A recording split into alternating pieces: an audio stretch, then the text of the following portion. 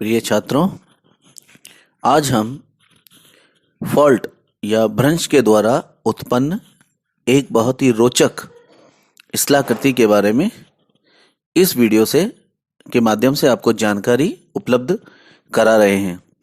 ध्यान से सुनिएगा। वीडियो में दिए जा रहे एग्जाम्पल्स बहुत ही महत्वपूर्ण हैं। अनेक प्रतियोगी परीक्षाओं में इससे संबंधित प्रश्न आते रहे हैं।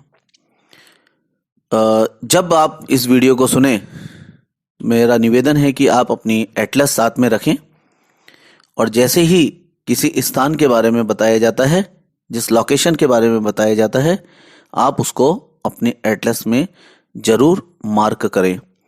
देखिए, भूगोल का अध्ययन स्थान विशेष का अध्ययन है। जब तक हम लोकेशंस को नहीं आइडेंटिफाई करेंगे, तब तक हम भूगोल का सही अध्ययन नहीं कर पाएंगे। तो वह स्थलाकृति है रिफ्ट वैली। नाम सुना होगा आपने। चलिए, तो भ्रंशन की क्रिया द्वारा जब स्थलखंड का कुछ भाग ऊपर उठ जाता है तथा कुछ भाग नीचे चला जाता है, तो अनेक प्रकार के स्थल रूपों का निर्माण होता है, जिसमें कुछ स्थल रूप हैं जैसे हॉस्ट, गार्बेन, रिफ्ट घाटी। ये महत्वपूर्ण है। रिफ्ट घाटी क्या होती है? जब भ्रंशन की क्रिया द्वारा उत्पन्न एक ऐसी घाटी जिसके दोनों ओर दो जो स्थल भाग हैं वो सामान्य स्थल भागों की तरह ऊपर रहते हैं, लेकिन मध्य वाला भाग है वो नीचे धंस जाता है। किसी स्थान पर जब दो सामान्य भ्रंश कई किलोमीटर की लंबाई में इस तरह पड़ते हैं कि उनके बीच का भाग नीचे धंस जाता है और एक बेसिन या घाटी का निर्माण हो जाता है, जिसे रिफ्ट घाटी या गार्बेन कहते हैं। गार्बेन है, ये एक जर्मन भाषा का एक पारिभाषिक शब्द है, जिससे एक घाटी या नादनुमा गड्ढे का बोध होता है। गार्बेन तथा रिफ्ट घाटी में अंतर नहीं होता है। अलग अलग भागों में इसे रिफ्ट घाटी या गार्बेन के नाम से जाना जाता है। सूक्ष्म दृष्टि से यदि अंतर किया जाए तो गार्बेन है रिफ्ट घाटी से आकार में छोटा होता है। ओके, परंतु यह बहुत ही सामान्य अंतर है। दोनों स्थल रूपों में समानार्थता मानी जानी चाहिए। क्यों? क्योंकि दोनों स्थल रूपों में मध्य का भाग क्या हो रहा है? नीचे बैठ रहा है। रिफ्ट घाटी का निर्माण उस समय भी होता है जबकि बीच का भाग स्थिर रहे और अगल बगल वाले भाग ऊपर उठ जाएं। गौर किया आपने मेरी बात पर? एक धरातल है, धरातल के बीच का भाग जो अपनी जगह पर स्थिर रहे और अगल बगल का भाग है वो ऊपर उठ जाए। इस कंडीशन में भी रिफ्ट घाटी का निर्माण होता है।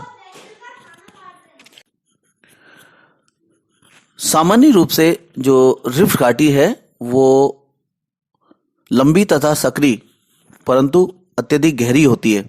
जैसे राइन नदी की रिफ्ट घाटी, यह घाटी या गार्बेन है, रिफ्ट घाटी या गार्बेन है, जो कि बसेल और बिंजेन नगरों के बीच 320 किलोमीटर की लंबाई तथा 32 किलोमीटर की चौड़ाई में फैली है।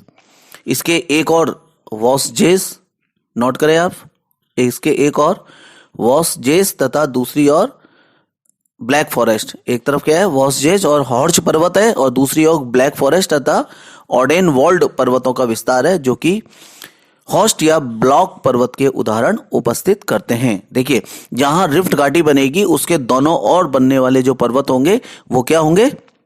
ब्लॉक पर्वत कहलाएंगे। ब्लॉक्स की तरह है, क्योंकि एक ब्लॉक नीचे बैठ गया है और दो ब्लॉक अपनी जगह पर स्थिर है। परिणाम स्वरूप नीचे बैठे हुए ब्लॉक से उनकी ऊंचाई अत्यधिक हो गई है, इसलिए इनको ब्लॉक पर्वत के नाम से जाना जाता है। तो यहाँ पर कौन से? वासजेस और हॉर्च पर्वत तथा दूसरी ओर ब्लैक फॉरेस्ट तथा ऑडेन वॉल्ड। ये ब्लैक फॉरेस्ट और हॉर्च पर्वत काफी कॉम्पिटिशन्स एग्जाम में आए हैं।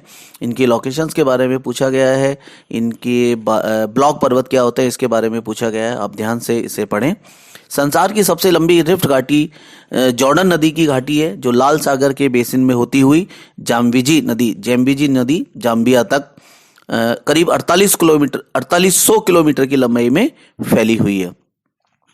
अन्य कुछ महत्वपूर्ण रिफ्ट घाटियों के एग्जाम्पल हैं, आप एटलस में देखेंगे इसको साथ में। सबसे लंबी तो हो गई जॉर्डन नदी की घाटी, दूसरी उसके बाद है बैकाल रिफ्ट घाटी, संसार की सबसे गहरी रिफ्ट घाटी है जो कि दक्षिण साइबेरिया रूस में है। ईस्ट अफ्रीका रिफ्ट घाटी, ईस्ट ग्रेट रिफ्ट घाटी पूर्वी अफ्रीका में, वेस्ट ग्रेट रिफ्ट घाटी पश्चिमी अफ्रीका में है, पश्चिमी अंटार्कटिका रिफ्ट घाटी। कुछ रिफ्ट घाटियों या गार्बेन की गहराई इतनी अधिक हो गई है कि उनकी तली सागर तल से नीचे पाई जाती है, जैसे दक्षिण कैलिफोर्निया की डेथ वैली मृत्यु घाटी इस तरीके की गार्बेन का प्रमुख उदाहरण है जिसकी तली सागर तल से भी नीचे चली गई है। इसी प्रकार एशिया का मृत सागर डेड सी रिफ्ट घाटी का एक महत्वपूर्ण उदाहरण है जिसकी तली सागर तल से 866 मीटर नीचे है। जॉर्डन नदी जो जॉर्डन घाटी है की सतह भी सागर तल से 433 मीटर नीचे है।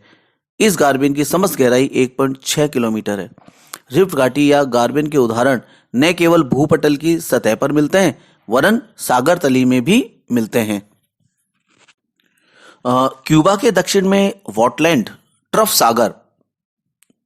सागर तली की सतह से 4.8 किलोमीटर गहरी है। कौन सा? वॉटलैंड ट्रफ सागर घाटी।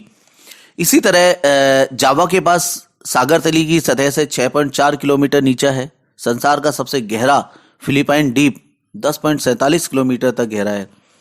स्कॉटलैंड का मध्यवर्ती मैदान, दक्षिण ऑस्ट्रेलिया की स्पेंसर की खाड़ी रिफ्ट घाटियों के उदाहरण है। भारत में नर्मदा नदी की घाटी को रिफ्ट घाटी का उदाहरण बताया जाता है, किंतु बहुत से विद्वान इस पे सहमत नहीं है, लेकिन काफी सारी किताबों में इसे, काफी सारी पुस्तकों में लेखकों ने इसे रिफ्ट घाटी का ही एग्जाम्पल माना है।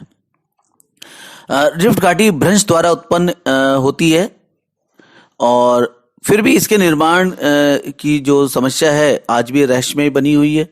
क्यों? क्योंकि कुछ विद्वान रिफ्ट घाटियों का स्वतंत्र रूप से अध्ययन करके उन्होंने अपने सिद्धांतों का जो प्रतिपादन किया उसमें फॉल्ट के अलावा भी वो अन्य कारणों को मानते हैं।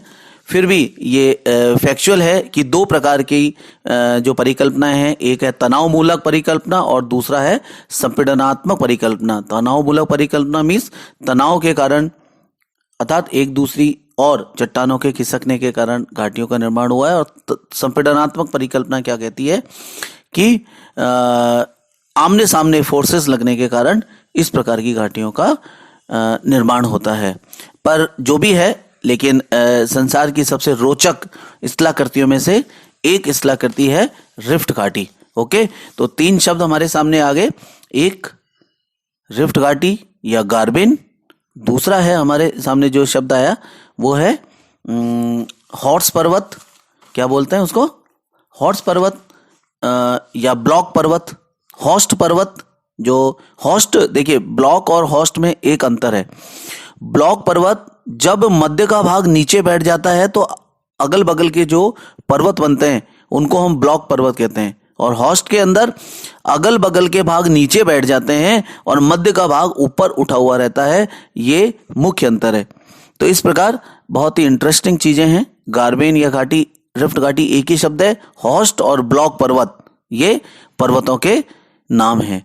तो आई होप इस वीडियो में आपको अच्छा से समझ में आया होगा कि रिफ्ट घाटी और उसके साथ साथ बनने वाली स्थलाकृतियां कौन कौन सी हैं। Thank you.